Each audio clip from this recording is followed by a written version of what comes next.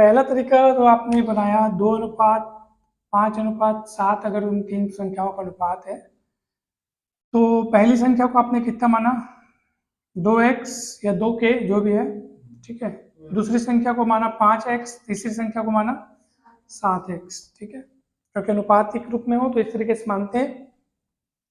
तीनों का योग कितना है 420। तो 2 5 7 7 14, 14x बराबर 420, x बराबर कितना हो गया 30।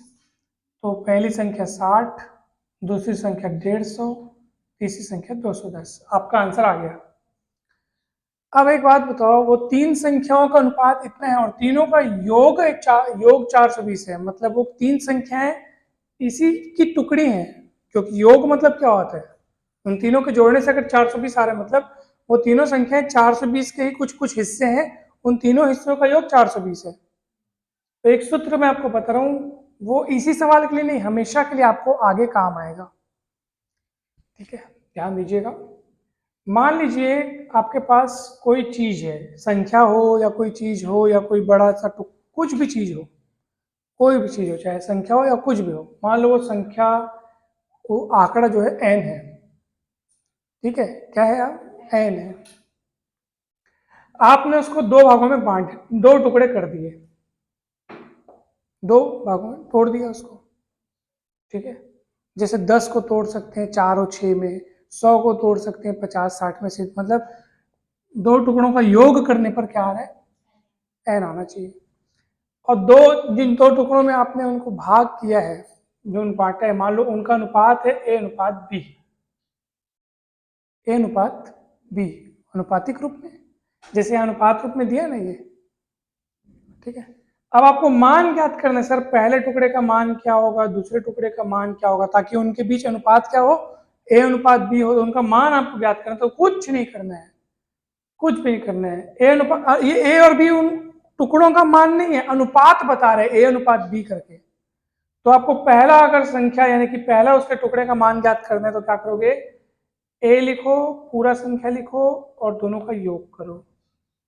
दूसरे का मान ज्ञात करना है तो दूसरे का अनुपातिक मान कितना है, b लिखो, पूरा संख्या लिखो, दोनों का योग करो। जैसे अगर मान लो, अभी आप समझो, आपको बहुत इजी लगेगा। मान लो आप उसी चीज को कितने भागों में बांट रहे होते, 3 भागों में बांटते हैं और उनका अनुपात कितने a:b:c है, ठीक है। तीन चीजों में बांट लिया, अनुपातिक रूप a:b:c है, और आपको मान ज्ञात करना है कि वो कितना है एग्जैक्ट, उनका वैल्यू क्या है। तो आप क्या करते हैं, पहला टुकड़ा का मान क्या होता है बताओ, a लिखो, पूरा संख्या लिखो, a+b+c तीनों का योग लिखो। दूसरा टुकड़े का मान b लिखो, पूरा संख्या लिखो, a+b+c, समझ में आया ना। c लिखो, पूरा संख्या लिखो, a+b+c, ये उनका मान आपको मिल जाता। जैसे यहाँ पे देखो तीनों का योग क्या है, उसी को तो तीन टुकड़ों में बांटा गया, क्योंकि तीनों का योगफल है ना 420। योगफल मतलब क्या होता है कि अगर उन तीन संख्याओं को जोड़ेंगे 420 मिलेगा। और इनका अनुपातिक रूप कितना है, 2:5:7। पहली संख्या कैसे ज्ञात करोगे, 2 लिखो, टोटल संख्या लिखो, तीनों का योग 5 2 7 7 14।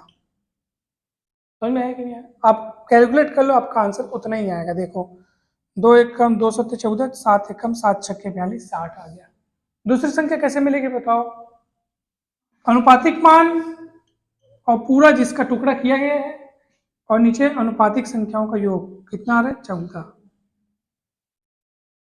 तो आप सॉल्व कर लो, 14 एकम 14 दिए 42, 150 आ जाएगा।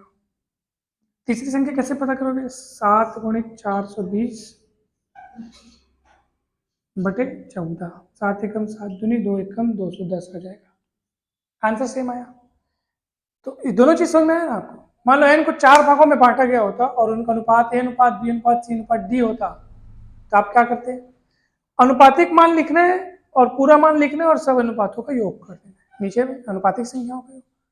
तो ये ऐसा भी आप बना सकते हो, ये भी एक तरीका था आपके पास बनाने का, याद रखना, इसको आपको काम आएगा आगे। क्लियर है ना। तो अभी आज शुरुआत हुई है भारतीय सवालों की, अब कल बहुत सारे क्वालिटी के और भारतीय सवाल पढ़ेंगे। आज तो हमने वो ABCD वाले जितने थे उतने सब देख लिए, आज जितना हो सकता था। अब ना बहुत सारे अगर छूट भी गए होंगे तो अब आपसे बन जाएंगे, देखना हर प्रकार की वैरायटी देखे, के मान के बनाने वाला, संख्याओं को मिलान करने वाला, वो भी अपन ने देखा, बहुत हो गया आज, काफी है।